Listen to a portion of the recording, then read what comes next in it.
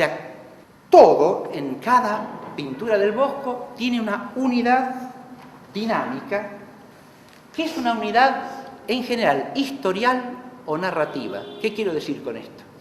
Que a través de las imágenes pictóricas cifra en la unidad total un desarrollo histórico o un desarrollo narrativo, que hay que poder leer en el conjunto. ¿Sí? Y eso pasa también con los trípticos. No es que cada parte del tríptico está desconectada de las otras, sino que hay que leerlo en su totalidad, porque forma una unidad.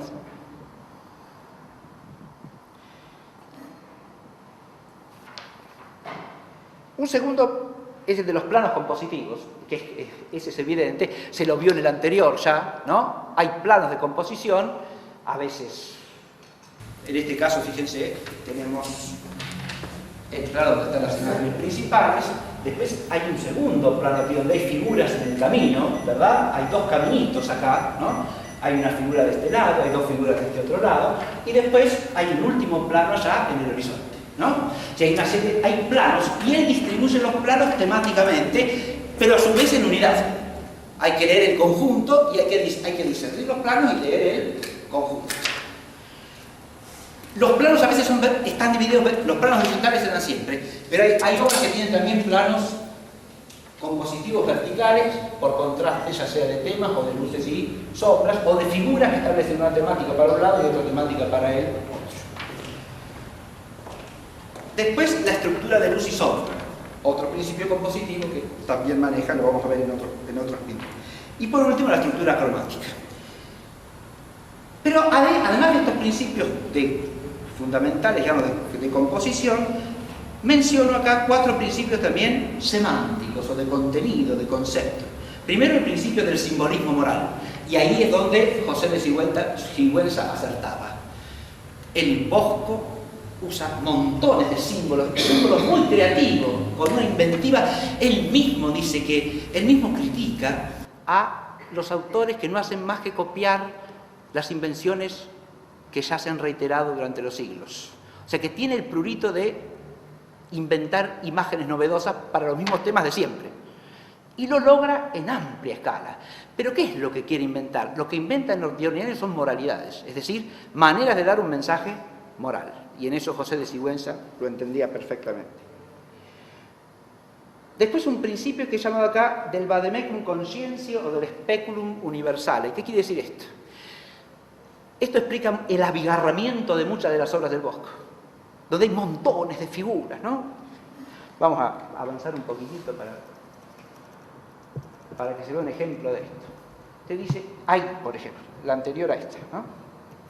Ahí ya tenemos cierto abigarramiento, ¿no? Pero es poco si comparamos, fíjense eso, ¿no? La tabla central. Miren ahí, ¿por qué tantas figuras ahí? ¿No? Pero si uno empieza a descifrar el significado o el valor de cada figura, advierte que cada figura se puede aplicar a una cosa distinta. ¿Por qué vademecum? Porque si lo entendemos en la clave moral, hay remedio para todos ahí, ¿sí? Cada quien puede encontrar ahí su remedio. Y es un especulo universal, es decir, especulo universal porque es un espejo para todos, ¿no? Cada quien puede encontrar dónde mirarse. ¿Mirarse para qué? Para corregirse si cabe. ¿Se entiende? Y en ese sentido es claramente un autor moralizante el Bosco, ¿sí? Cada quien tiene que saber por dónde le aprieta el zapato mirando esto. Eso es lo que está diciendo. ¿Se entiende esto que digo? Y por eso amontona figuras, pero no las amontona sin más. Las distribuye en determinadas agrupaciones en torno a un tema preciso y cada figura tiene una variación propia del mismo tema. ¿Está claro? Eso hay que estudiarlo particularmente en algún caso. Ahora lo vamos a hacer con una sola pintura eso, pero no se pasa con todo, ¿no? Ya estoy el tiempo para terminar y todavía no he dicho nada. Bien. Principio de la ataraxia en orden al discernimiento. Fíjense que una pintura que nos propone una lectura moral, espiritual moral, tiene que ser hecha desde la serenidad del alma, ¿no? Uno no puede mirar al Bosco desde el apasionamiento. Si lo mira desde el apasionamiento, tampoco puede ver absolutamente nada. Cuando pongo el principio de la ataraxia moral, ¿qué quiere decir? Fíjense que el recurso al estoicismo y a la moral estoica también abunda en todo el contexto próximo del Bosco. Acá voy a mencionar a un autor que este sí es de la zona de Holanda, ¿no? Pero es muy famoso, Erasmo de Rotterdam, ¿no? Y el vínculo de Erasmo con la moral estoica es suficientemente conocido como para que yo tenga que abundar en la presencia de esa concepción de una serenidad básica del alma para que el hombre pueda obrar y vivir racionalmente, es decir, conforme a su naturaleza. Ese es un estoicismo cristianizado a su vez, ¿no? Pero existe esa idea de que el hombre tiene que tener serenidad de espíritu, cierta imperturbabilidad y cierta falta de desmesura pasional, ¿no? Tiene que estar equilibrado pasionalmente para poder recibir una enseñanza. Y la pintura de Bosco está asociada a eso principalmente. Y por eso es una pintura que transmite siempre una serenidad extraordinaria. Es el pintor antipatético, el Bosco, diría yo. Si ustedes, fíjense ustedes, esto es un Cristo crucificado, esto, ¿no? Es una de sus primeras pinturas. En realidad la primera tabla que se conserva del Bosco, la más antigua. Acá todavía no descubrimos ese mundo simbólico, abigarrado, complicado, de cosas, ¿no? Es una pintura mucho más común. Pero sí, acá se puede ver claramente el principio de la serenidad que el pintor pide, que reclama del contemplante y que plasma en su obra. Si uno compara esta, advirtamos las imágenes aquí, ¿no? El Señor crucificado es de una serenidad extraordinaria. No hay ninguna clase de retorcimiento, no hay ninguna clase de deformación agónica, ¿verdad? Pero la misma serenidad se advierte en la Santísima Virgen y en San Juan, ¿verdad? ¿Se entiende? Están ambos enteramente de pie, como columnas griegas. Y eso no es así siempre. Bueno, miren. Comparemos estas dos pinturas que son pinturas no exactamente contemporáneas, pero casi, ¿sí? Este es Van der Weyden, pintando el mismo tema que pinta acá el Bosco. Y si hay alguna diferencia que se puede notar, es que esta pintura, comparada con esta, está recargada de patetismo, ¿o no? Evidentemente. La serenidad y la sobriedad que dominan en el Bosco han cedido aquí lugar a una plasmación de sentimientos pasionales exacerbados, ¿verdad? La Virgen dolorida se aferra a la cruz. Juan, el evangelista, trata de consolarla. Es todo un desencadenamiento de pasiones, ¿verdad? De sentimientos, digamos. Mientras que acá Juan el Bautista, ¿qué es lo que hace? Fíjense,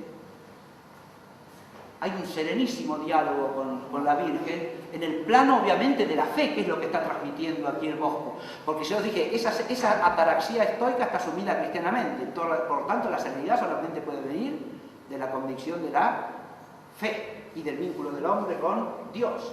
Pero acá lo que está haciendo el Bautista es mostrándole a la Virgen, es un gesto que la invita a qué. Fíjense que le muestra a este que está aquí, que es el donante, ¿no? Como invitándola a interceder por él, ¿verdad? Es decir, el Bautista lo que está haciendo es poniendo en obra esa misión intercesora de la Virgen que el Señor ha establecido al decirle al evangelista que la tome por madre, ¿no? ¿Está claro? Acá vemos el principio de la serenidad, ¿no? Y por último puse un principio de contraste o antítesis, porque esa serenidad no es una serenidad indiferente al conflicto de la realidad. Ah, no. Hay otra ley fundamental de las pinturas del bosque, es el contraste. Pinta el Bautista que señala al Cordero que quita el pecado del mundo, pero pinta también el tema de que el hombre debe liberarse del pecado, ¿no? Y eso es una lucha, hay que ascender. Pero el principio de la antítesis está constantemente presente en las obras del Bosco. Si hay algo que el Bosco no oculta en manera alguna, es el contraste de la existencia humana en la tierra y el contraste definitivo del destino último, es decir, el cielo o el infierno. El contraste es un contraste histórico, salvífico en el Bosco, y atraviesa la totalidad del universo y está presente en toda la realidad. ¿Está claro? Entonces hay un principio de contraste constantemente presente como principio articulante de las obras. Esta es otra tabla temprana del Bosco, que es San Jerónimo penitente, ¿no? En este San Jerónimo penitente también aparece ya un simbolismo más desarrollado. Pinta a San Jerónimo como asceta, como ermitaño, echado en tierra en actitud penitente y abrazado a la cruz. ¿Está claro? Acá hay un simbolismo que no voy a tener que explicar, pero esta oquedad de la roca representa la llaga del costado de Cristo en el cual el penitente tiene su refugio y de la cual recibe vida. El león, al que según la tradición Jerónimo le quitó una espina y se convirtió casi como una mascota de él, ¿no? Está pintado casi como un perro, ¿no? Fíjense que no por impericia del pintor en modo alguno, sino, de nuevo hay un simbolismo. Fíjense cómo el lenguaje en el Bosco nunca es meramente naturalista. Esto quiero que se advierta. Este es el león de Jerónimo. El león de Jerónimo está acá pintado al modo de un perrito sumiso, ¿verdad? Que baja la cabecita, ¿no? ¿Y es un símbolo de qué? De cómo el hombre pecador, que es como un león rugiente, ¿no? Recuerden que esa es una imagen que viene de la epístola de San Pedro. El demonio está dando siempre vuelta en torno a nosotros como un león rugiente, ¿no? Pero el león se transforma en animal doméstico, es un milagro eso, ¿verdad? Pero un milagro menor a que el hombre, el pecador, se haga penitente y santo, ¿verdad? Pero hay otra cosa interesantísima acá. El rojo que acá viene a hacer presente a la sangre de Cristo crucificado está también en la capa y en el capelo cardenalicio de Jerónimo, ¿no? Que Jerónimo ha dejado a un costado, no los lleva puestos en esta imagen. ¿Y por qué está acá al costado? Acá vemos una imagen que se repite en toda la pintura del Bosco, no sé si alcanzan a verla, está acá. Es una lechucita, un mochuelo. Pero no es la lechuza de Palas Atenea. En la lechuza o mochuelo en las pinturas del Bosco es símbolo del pecado, del lazo del pecado. Los mochuelos se usaban como señuelo para atraer aves por su chistilo, ¿no? ¿Está claro? Y se ponía el mochuelo sobre una especie de trampa en la que el ave quedaba enlazada. ¿Estamos? Pero además, el otro aspecto simbólico que aparece en los bestiarios de la época es que la lechuza se mueve en la noche, como el pecador que necesita la sombra para cometer su pecado, escondiéndose de la mirada de quien en definitiva no se puede esconder, ¿no? Por eso la lechuza es símbolo del pecado. Y entonces, de este lado, fíjense, ha colocado la capa, el capelo, como tentaciones posibles, como el mochuelo, solo un lazo, ¿no? En el que se puede caer el lazo de la vanidad, del orgullo, de la ambición de poder, ¿no? Que los ha dejado allí fuera de su actitud de penitente. Y he señalado algunos elementos de la pintura y habría que seguir leyendo, ¿no? Para poder entenderla en su conjunto. Es de una riqueza extraordinaria este hombre, una maravilla para mí, ¿no? Acá lo vemos más de cerca, ¿ven? Esto que estaba diciendo, y ahí se ve la lechucita quizá mejor, ¿no? Esta ya la he comentado brevemente. Y esta es la tabla que acompaña a la otra, ¿sí? Este es San Juan Evangelista en la isla de Patmos. Y acá empiezan a aparecer esas figuras que seguramente irritaban a Durero, ¿no? Por ejemplo, ¿qué es este demonio que aparece? Ahora, fíjense, si uno pasa del Bosco a Durero, de nuevo, en Durero hay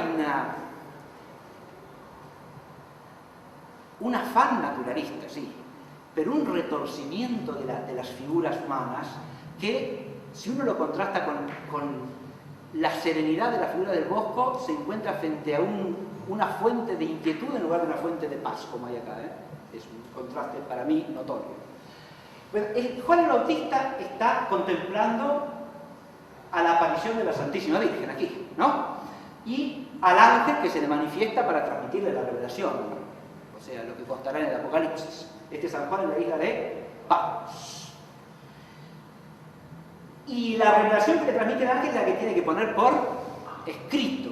Y acá abajo está el tintero, los instrumentos escritorios, el tintero y la regla para hacer las líneas.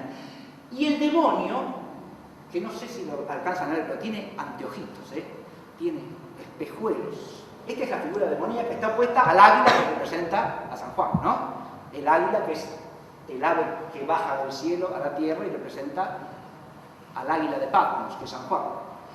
Y el águila está mirando fijo ¿a quién? Al demonio, que mira lo que quiere robar. Quiere robarle a Juan los instrumentos de escritura para que no pueda transmitir la palabra de Dios, ¿no? Fíjese con qué sencillez pinta el motivo. Pero el demonio en sí mismo es llamativo. Uno puede... ¿Qué es este demonio que ha pintado acá? No es un demonio convencional, ¿no? Fíjense que tiene unas patas y cola como de lagartija, ¿no? Las lagartijas, iguanas, reptiles, están asociados siempre al universo del pecado, se arrastran sobre la tierra, ¿no?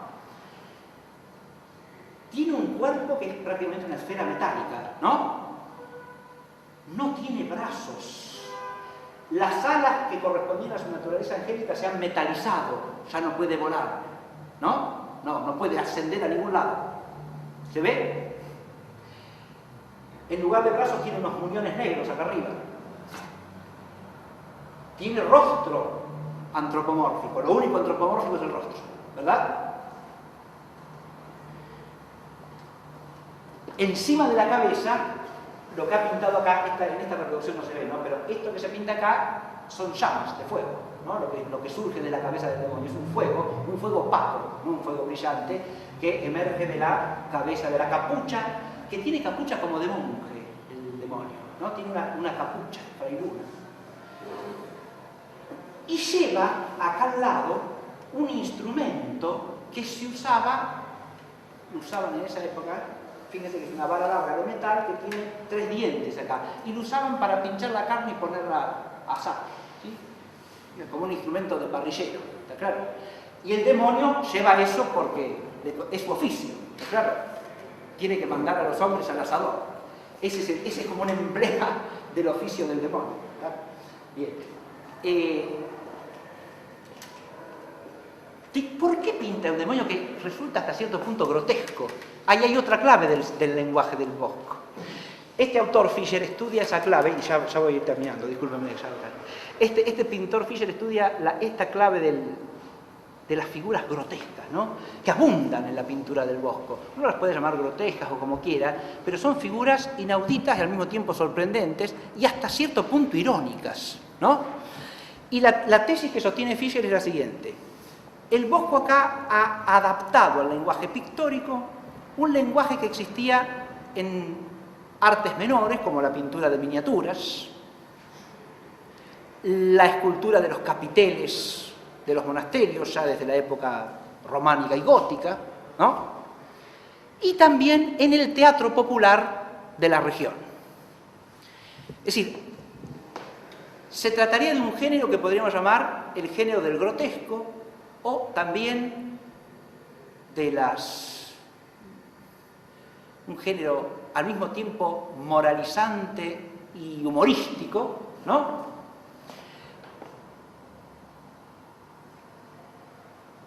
¿Que sirve para qué? Precisamente para transmitir mensajes morales serios, con cierto humor, pero al mismo tiempo con un fondo de gravedad para el cual la manifestación del carácter grotesco de lo maligno no es una deformación, sino la manifestación de su verdadera cara. Esto es lo más importante. Es decir, si el grotesco uno lo aplica a lo bueno, es un grotesco malo. ¿Se ve lo que digo? Se está burlando de lo que no debe ser burlado. Pero si uno hace aparecer como grotesco lo maligno y lo pecaminoso, muestra su verdadera faz. Así es como es, no como lo vemos. No es como lo vemos superficialmente.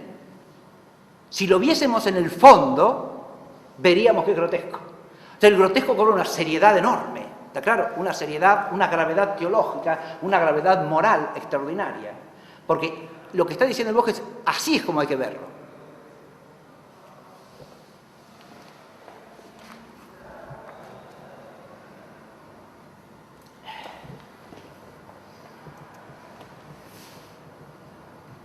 Este es el reverso del Juan Evangelista en Patmos, ¿sí? Esta se llama el ojo del sol divino con escenas de la pasión. El ojo del sol divino con escenas de la pasión. Y ustedes tienen acá representada en torno. Esto viene a ser la pupila del ojo, ¿no? Y esto el iris del ojo.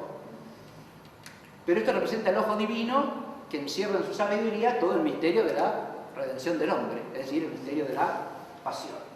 Y aquí están representadas las escenas de la pasión, el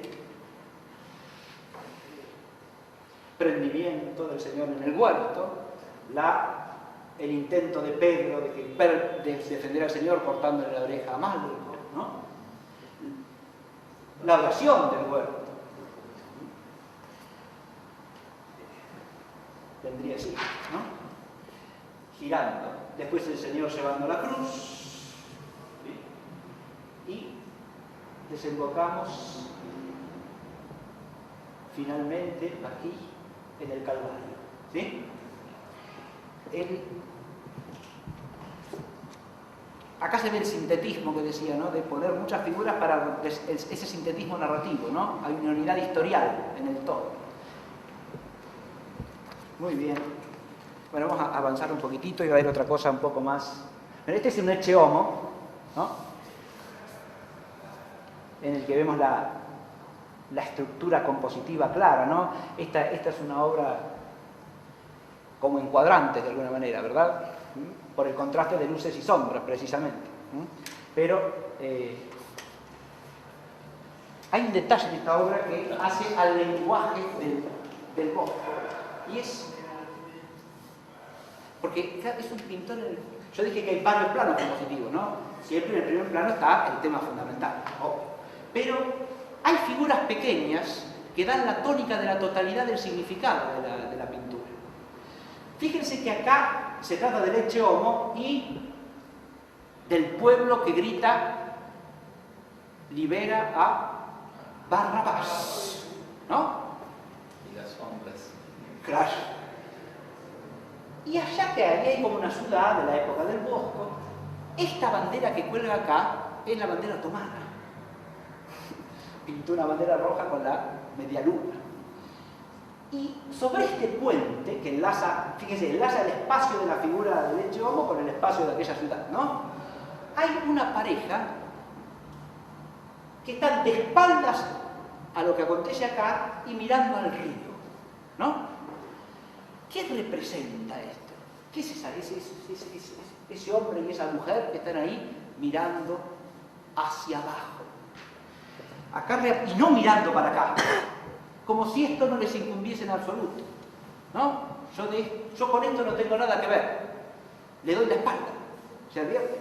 Y encima miran hacia abajo, ¿no?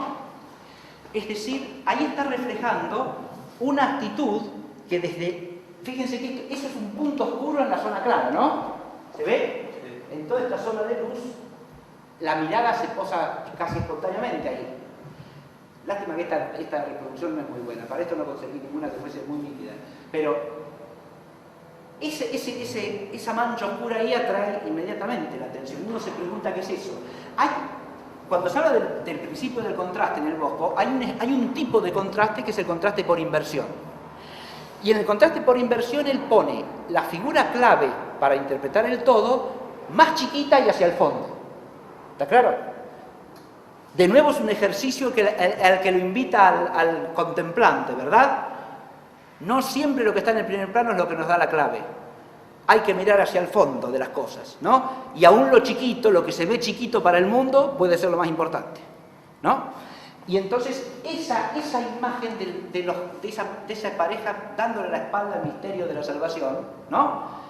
Es el emblema de la actitud que hay acá abajo, ¿no? Es el emblema de la actitud que está dramatizada acá. Este es el hombre, ¿a quién quiere que libere? Y libéranos a Barrabás, porque estamos mirando para el otro lado, ¿sí? Sobre también tiene algo interesantísimo que es la transparencia de las sombras. Ah, sí. Los que ven, que serían como los sumos sacerdotes que manejan a la gente, que se proyectan para que libere a Barrabás. Esto de acá... Eso es increíble. Esto de... Sí, sombras. Esto de acá yo creo que está un poco velado. Me parece que son figuras que estaban borradas y las No, la obra se ve así. Yo la vi en directo la obra. Sí, no digo eso. Según la explicación de estas figuras, pues, no sé, a lo mejor no. Como que aparecieron después. Sí, las habían tapado. No, pertenecen a la composición original, pero como se las ve se debe a que las tuvieron que rescatar y están medio veladas. Pero según él son los donantes de la pintura, pero en realidad no sé si será así exactamente. Está como una transparencia. No, sí, bueno, puede ser, sí. No es un recurso al que él acuda normalmente.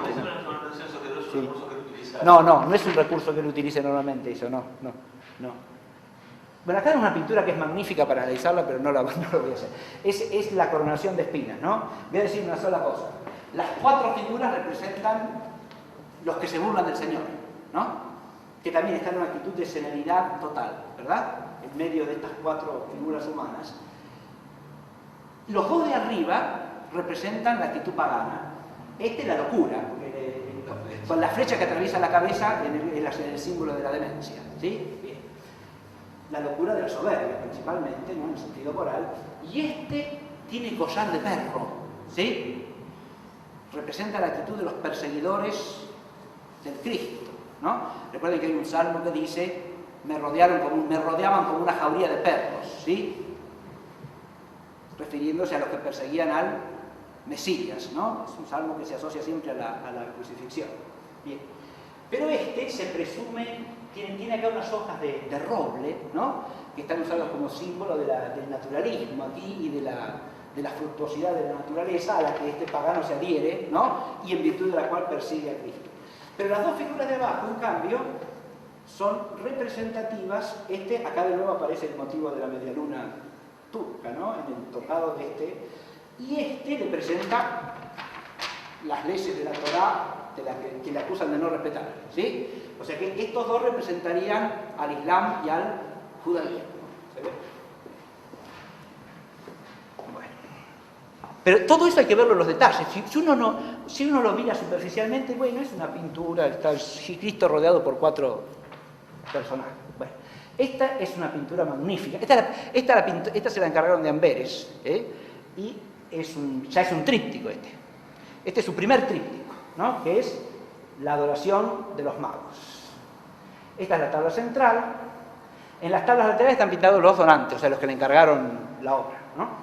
Y aquí tenemos a la Virgen como trono de la sabiduría divina, quien lleva al niño en su regazo y lo manifiesta, ¿no?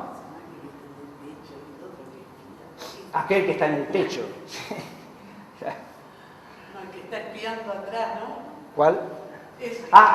los que asoman desde... Sí, aquellos que asoman de detrás de la edificación, sí.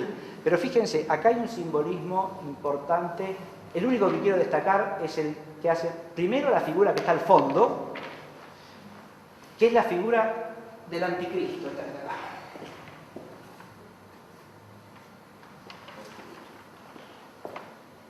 Vamos a ver una aproximación. Ahí está, ¿sí?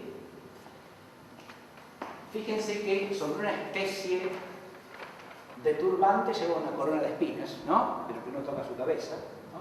Es como el anticristo es una antifigura, ¿verdad? Entonces tiene elementos de la iconografía de Cristo, pero invertidos, ¿no? Negativamente.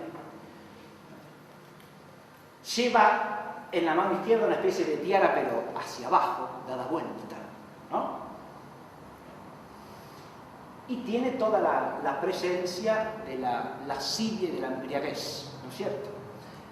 Representa al anticristo, que es el que se opone de entrada al misterio de la salvación. Detrás de esta figura, en toda la pintura, ahora vuelvo acá, fíjense que atrás se ve a lo lejos como un ejército que avanza. ¿Se ve eso? En realidad ese ejército va viniendo desde acá arriba, miren. Aparece acá, ¿sí? En este plano último. Y desde acá, acá está, ¿lo ven? Ahí. Y desde acá viene avanzando hacia acá, y del otro lado viene avanzando hacia acá. Representan en esta pintura a los ejércitos de Herodes que vienen a capturar al niño, ¿no? De nuevo, es el despliegue de las fuerzas malignas que se oponen al misterio de la salvación, y cuya cabeza es el anticristo que está acá mirando la escena, ¿no? Por contraste, los magos vienen a traerle al Señor la adoración, ¿no? Volvamos a los magos. Ahí se ve a los tres, ¿no? El más anciano de rodillas, otro a su izquierda de pie con la bandeja. La ofrenda del mayor está aquí, es el oro, ¿no? Pero ¿qué ha pintado acá? ¿Qué es el bosco? Una escultura de oro que representa magníficamente el sacrificio de Isaac. Es Abraham sacrificando a Isaac, tipo del sacrificio redentor de Cristo. En la museta del segundo rey, acá, que tiene una esclavina, ¿ven? Ha pintado la visita de la reina de Saba a Salomón. Y en el turíbulo, en el incensario que lleva el tercer rey, en la mano, este trae el oro, este la mirra, este el incienso. Ha pintado la visita de Abner a David. Libro primero de Samuel, capítulo 17. Abner es enviado a preguntarle a David: ¿de quién es hijo? ¿De quién eres el hijo? ¿No? Van a preguntar al rey de quién es hijo, al rey mesiánico, porque David es figura de Cristo. Y Salomón, por su sabiduría, también. Y la reina de Saba, reina extranjera, va a rendirle pleitesía, ¿no? Acá. Y finalmente el sacrificio ha pintado en el detalle de la ofrenda del oro, de la museta del segundo rey y del turíbulo del tercer rey, ha desplegado una iconografía bíblica en la que está la clave de lectura de toda la pintura. Hay que verlo eso, ¿o no? Claro, sí.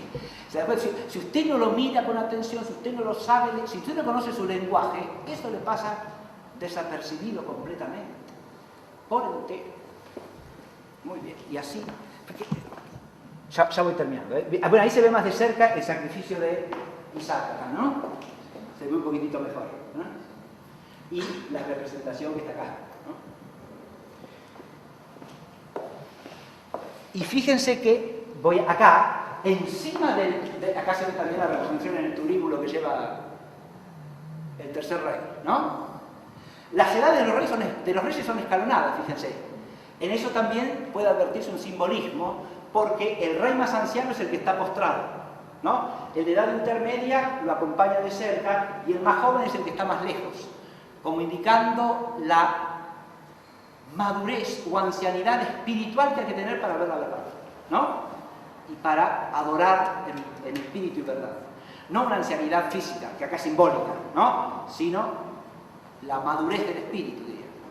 Pero este libro está coronado por una figura, en principio enigmática, pero que claramente se puede identificar como un ave fénix. Recuerden que el ave fénix es símbolo de la resurrección, de manera que el motivo bíblico iconográfico, ¿qué pasó aquí? Toda esta línea va del sacrificio de Isaac al símbolo de la resurrección de Cristo. Fíjense que el ave fénix está a la altura de la cabecita del niño, ¿no? Sí. Porque este niño está llamado a ser sacrificado, pero para resucitar. Y ahí está su victoria sobre el anticristo y sus huestes, ¿no? Esto es lo que está pintando el hombre. ¿Qué va a hacer? Si uno no tiene el ojo hecho para ver esto, percibe, pero no ve nada. Es lo que decíamos al comienzo, ¿no? Bueno, yo voy a saltear ahora todo el intermedio que tenía preparado. Miren, no, esto no lo puedo saltear, porque esto es... El Bosco tiene además detalles de una exquisitez espiritual extraordinaria, ¿no? En la tabla de la izquierda de ese tríptico está el matrimonio de Orante está pintado de un lado y del otro. Pero hacia el fondo aparece esta figura que es San José limpiando los pañales del niño. ¿De acuerdo? Sí, ha lavado los pañales y los está secando delante de la hoguera. Una cosa de una extraordinaria delicadeza, ¿no? José, fíjense que no aparece José en la adoración de los magos, ¿no? Pero lo pone en el costado, ¿no? En su actitud de silencio, de recogimiento. Muy bien. Este es el tríptico cerrado, ¿verdad? ¿Está claro? Que se ve ahí la misa de San Gregorio Magno, Papa, a quien se le aparece el Señor, y acá tenemos de nuevo imágenes de la pasión pintadas a un lado y al otro hasta culminar en el Calvario, ¿no? Como en el ojo que habíamos visto antes. Les hago una advertencia que vale para todos los trípticos. El tríptico se ponía sobre la predela del altar, es decir, era un tríptico de altar, ¿no? Y de ordinario, o sea, todos los días estaba así, estaba cerrado. La misa que se celebraba cotidianamente se celebraba delante del tríptico cerrado. Se abría solamente los domingos y las fiestas, ¿no? Pero si no, permanecía cerrado. Y la imagen era esta. Bueno, esta ya la hemos visto. Este es San Cristóbal. Acá hay cosas interesantes. Esta es otra versión del Bosco en formato mucho más chiquito, que está en Viena. Esta está en Madrid. Esta está en Viena. Y acá hay una sola cosa que les voy a hacer notar. Acá hay muchas más figuras, ¿no? Dando vueltas en torno al Señor que lleva la cruz a cuestas. Pero lo interesante es el contraste que ha hecho acá entre los dos ladrones que acompañan al Señor. Este es el mal ladrón, ¿no? Y este es el buen ladrón al que lo ha pintado en actitud de confesarse con un fraile ahí, que está arrodillado para oírle la confesión, ¿verdad? Es decir, el contraste entre el ladrón impenitente y el ladrón penitente. Fíjense que cuando abigarra figuras, lo que quiero decir es esto con esto, ¿no? Cuando acumula figuras no es porque sí, ni para llenar el espacio, sino que las figuras tienen una función determinada. Y si empezásemos a estudiar todas estas, tendríamos que advertir qué es lo que está pintando en cada caso, ¿sí? Qué categoría de personas, qué tipo de actitud. Muy bien. Vamos a ir concluyendo. Espérense, acá me pasé. Bueno, este es un tríptico famosísimo que es el de las tentaciones de San Antonio, ¿no? Acá ya empieza el lenguaje más típico del Bosco, el que más nos llama la atención, ¿verdad? Con simbolismos muy curiosos. Bueno, acá, por ejemplo. En la tabla central será esa ley que yo les decía del contraste invertido. Acá, miren. Usted ve todo esto, ¿no? Acá, todo el conjunto. Pero el centro del conjunto está allá. Porque en esta torre fortificada, que es la fortaleza del hombre frente a las tentaciones, son las tentaciones de San Antonio el tema acá, ¿eh? San Antonio Abad, monje del siglo III, ¿no? Este autor muestra cómo la vida de los padres del desierto estaba en latín e incluso también en lengua vulgar, o sea, en flamenco, en las bibliotecas de Bolduque, de San Pablo, ¿no? Pero lo que me interesaba ver, acá está Cristo de pie en actitud de bendecir. y se vea, Cristo está parado delante de un altar con el crucifijo, ¿no? Y este en realidad es esa figura que está allá en el fondo de esa torre, es el eje conceptual de todo el tríptico, ¿no? Hay que ver, no en primer plano, hay que ver hasta el fondo. El Bosco siempre invita a eso. ¿Está claro? Acá hay un contraste vertical, fíjense, entre una zona de oscuridad y una zona de luz que es clara en el cielo, ¿no? ¿Está claro? Del lado de la zona de luz está Cristo en su torre, ¿o no? En cambio, todo el resto de la escena se desplaza hacia la zona de sombra, de oscuridad, que termina en el fuego, ¿no? Acá hay unas figuras que son, voy a mostrar una por lo menos, ¿no? Que vale la pena, me parece, y ya los dejo. Ustedes díganme, por favor. Miren, acá esto es impresionante, porque acá está el contraste entre la auténtica misa que está allá al fondo, ¿no? Y una parodia de la misa que discurre acá en torno a San Antonio como una tentación espantosa, ¿sí? Acá es donde empiezan a aparecer esos personajes semi-monstruosos del Bosco, ¿no? Como este es un trovador con cabeza de cerdo, ¿no? Es una cabeza humana en realidad, pero cuyo rostro se transforma en la de un cerdo. ¿Está claro? Y si ustedes se fijan, lleva un perrito atado con una capucha, una caperuza roja, ¿no? Casi un perro del infierno, lo que lleva así. Y lleva un laúd, una mandolina, y detrás viene un tullido, que es también ciego, y todos estos vienen a pedir que se les dé parte de las limosnas que se están distribuyendo aquí. Estos dos personajes reparten, ¿no es cierto? Esta mujer presenta las ofrendas junto con esta otra figura monstruosa que es una cabeza que directamente se conecta con dos piernas. ¿Se ve? Y el eje fundamental es el que liga a San Antonio, que es este, con Cristo que está acá, y las manos de ambos tienen la misma actitud de bendecir, ¿sí? El Señor y San Antonio. Pero este San Antonio está rodeado de tentaciones, ¿sí? Ese es el tema típico de las tentaciones de San Antonio. Lo que pasa es que las tentaciones que pinta el Bosco son de una profundidad impresionante, porque ahora la tentación es una parodia de la liturgia y una parodia de la caridad cristiana, ¿no?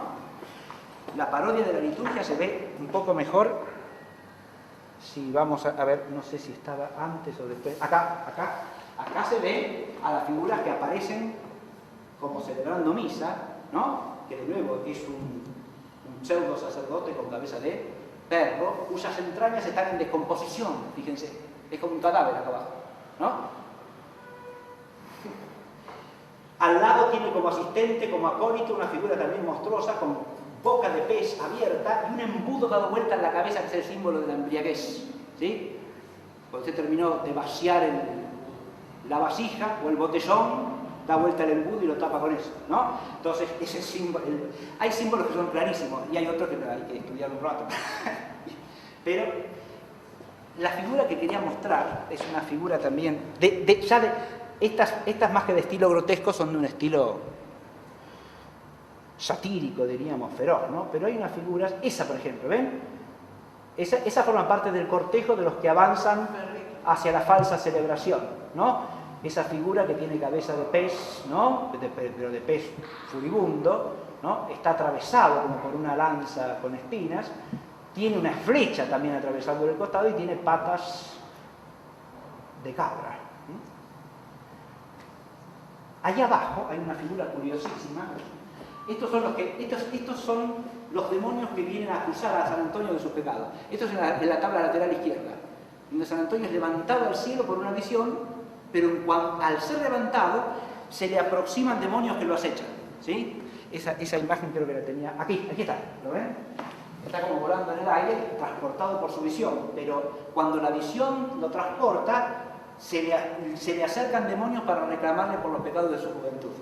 Y esos son los demonios que presentan la acusación son los que están representados acá abajo, ¿no? Están debajo de un puente, como acechando a San Antonio, ¿no? Y esta figura, fíjense, con un pico de ibis aparentemente, ¿no? Con el embudo dado vuelta en la cabeza, con largas orejas, ¿no? Como de perro, y va en patines. Según Fischer, existían estas frases populares sobre los patines, ¿no? Algunas en latín y otras en flamenco, que toman el patinar sobre el hielo, ¿no? El andar, el desplazarse sobre el hielo como símbolo de la temeridad, de la imprudencia, ¿no? Y por lo tanto del riesgo moral en general. Se simboliza el que se aventura porque total no va a pasar nada, ¿está claro? Y está asociado a la figura del demonio, eso, esa falta de cuidado por la propia vida, ¿no? Curiosamente es el que acusa al otro. ¿Se ve? No curiosamente, por eso es el que acusa al otro, ¿no? Se la pasa destacando los pecados del otro, ¿por qué? Y porque él patina sobre el hielo siempre, ¿sí? Es decir, vive pecando. Esto es interesante, ese es el demonio el que lo acusa, ¿eh? Bueno, basta, discúlpenme. Esto es el Jardín de las Delicias, que es una cosa impresionante, ¿no? Pero no tengo tiempo ya para desarrollar esto. Estos son los... Una cosa sí, no voy a dejar de lado. Miren la maravilla que es esta creación de la mujer, ¿no? Que está en la tabla izquierda del tríptico, de ¿no? La finura y la belleza. Y acá... contrasta con esto, pero no contrasta, porque acá está pintando la tabla tercera del tríptico, es la que se titula El burdel del infierno. La izquierda es la creación en el paraíso, ¿sí? La creación de la mujer en el paraíso. En el centro está lo que hay que titular, según las versiones más sólidas, esto, ¿no? Fíjense, acá está la creación de la mujer en el paraíso, ¿no? Acá está la fuente de la vida, representada. Acá hay dos árboles contrastantes. Acá figurado como una especie de calavera rocosa, ¿no? Que representa el monte Calvario, porque este no es solo el jardín del Adán original, sino que es también el paraíso recobrado por Cristo a través de su cruz, que contrasta del otro lado con el infierno, el burdel del infierno.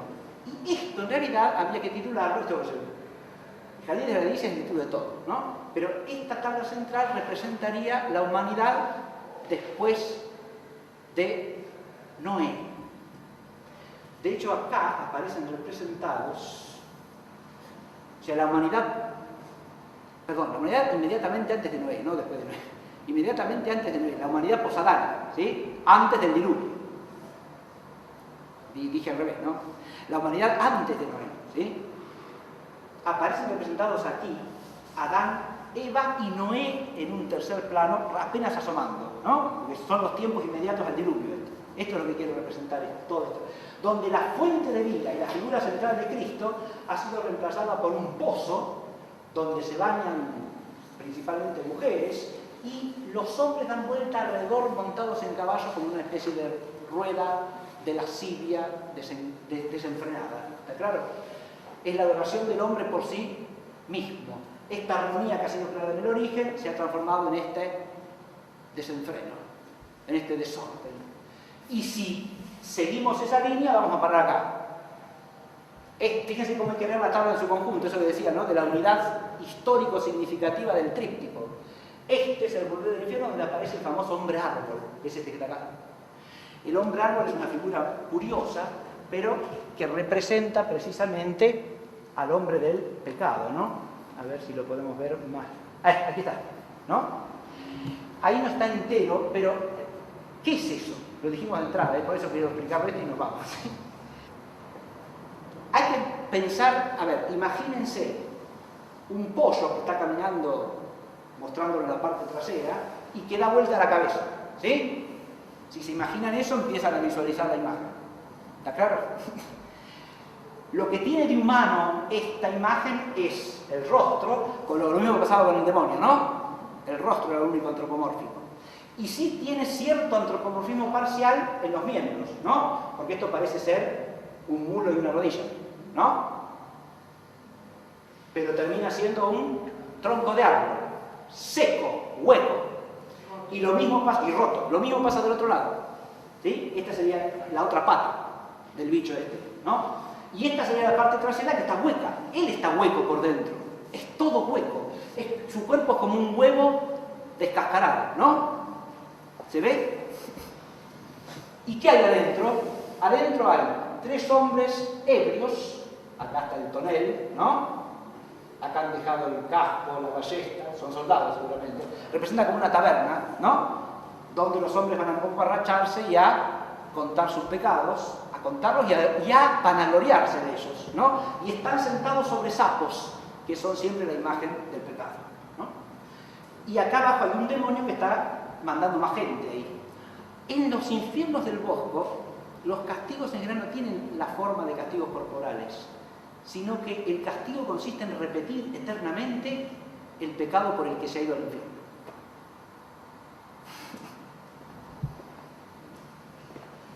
Por eso la lectura del infierno es una lectura moralista también, ¿se dan cuenta? Y de una profundidad enorme, ¿no? Bueno, y acá, ahí hay otra. Este es precisamente el tríptico Serrafo, ¿no? Que representa el tercer día de la creación. Después tenemos otro tríptico famoso, que es este, que representa el juicio final, ¿verdad? La creación y la expulsión del paraíso acá a la izquierda, el juicio final, y del otro lado el infierno. Acá están los dos laterales. Una sola cosa de saber notar, que es muy original en un poco, yo no lo he visto en otro pintor.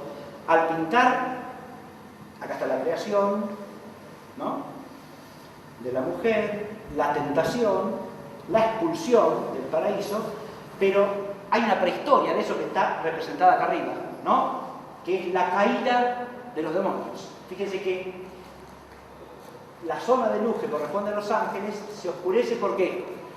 Porque de allí se desprenden los ángeles caídos, ¿verdad?, que están representados en forma de insectos con grandes alas, ¿no?, pero con ala de insecto, no con ala de ave.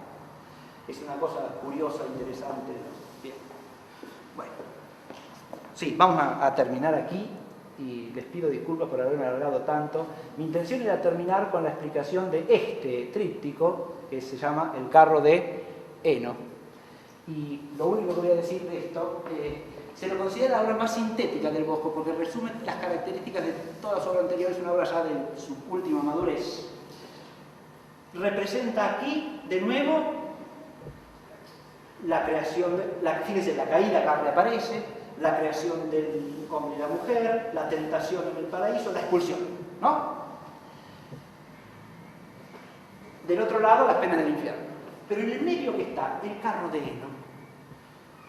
Y detrás del carro de Eno van todos los hombres, ¿no? O encima del carro. El heno acá es un símbolo tomado de la Escritura. El heno aparece en el libro de Isaías, aparece en los Salmos, como el heno que por la mañana florece y por la tarde se seca y lo ciegan. El heno es símbolo de lo efímero. Es al mismo tiempo el fruto del trabajo del hombre en ese contexto rural, ¿no? El hombre trabaja para producir heno.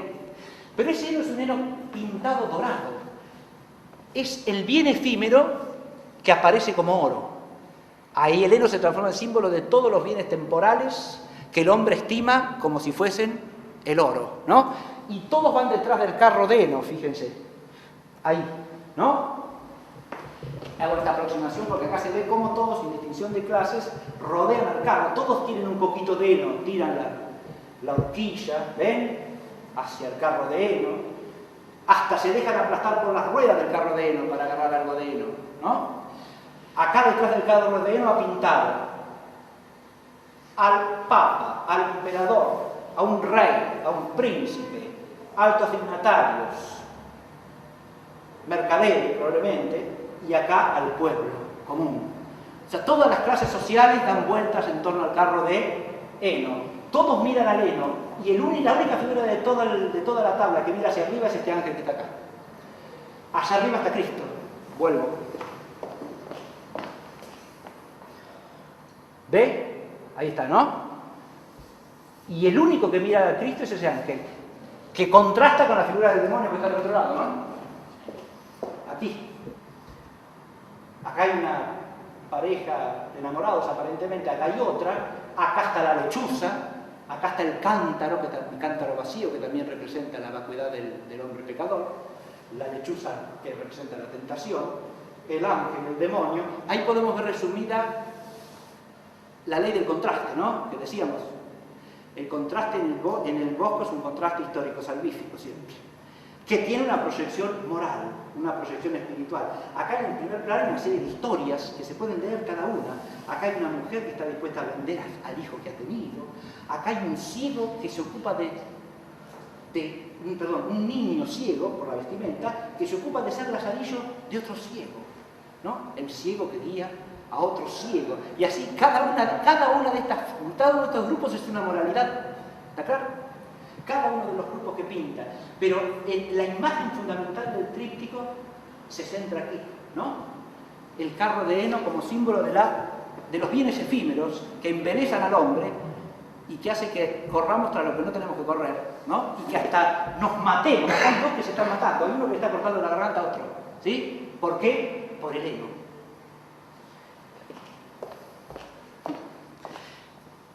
Pero si nos preocupa solamente el heno, vamos a parar allá, ¿no? Ahí se ve la parte alta del... Y este es el cierre de este tríptico, que es el buhonero. El buhonero que, frente a un mundo en el cual, un mundo de vida pasajera, ¿no? Hasta lo puede ser un caballo comido por los cuernos, ¿no? Acá uno que iba por el camino lo asaltaron y le quitaron todo y probablemente lo maten también, ¿no? Y acá hay unos danzando despreocupadamente mientras pasa todo esto, y allá cuelgan a alguien, ¿no? Y el buhonero o se pliega a ese mundo de vanidad, o el buhonero es símbolo de la pobreza acá, ¿sí? Es un vendedor ambulante, ¿no? Míseramente vestido, tiene un agujero acá en las calzas, ¿no? Sobre la rodilla izquierda. Y se ayuda de su bastón, lleva su carga de mercancías con las que sobrevive, y rehuye todo aquello y va a agarrar este puentecito que representa el camino estrecho, la puerta angosta, ¿no? Por la que hay que ir. Bueno, yo creo que el tema ya está introducido suficientemente, ¿no? Se podría profundizar, pero horas y horas sobre esto, ¿no? Y es un maravillarse constante, por lo menos para mí, ir descubriendo el lenguaje del Greco y su extraordinaria riqueza conceptual. Pero como terminación, lo único que quiero agregar es lo siguiente. Vuelvo al principio. Para poder ver algo en la pintura del Greco, primero hay que conocer su lenguaje, ¿no? Y segundo, hay que condividir en alguna medida su espíritu, porque si no, aunque sepamos el lenguaje, lo que el lenguaje nos dice, no nos dice nada. Y entonces seguimos sin ver. Por eso habría que pedir, junto con el Bosco, que Dios no nos deje embelesar por el heno, ¿sí? Que nos dé un ojo que vea más allá, ¿no? Que vea lo que hay que ver, como él trataba de hacernos ver.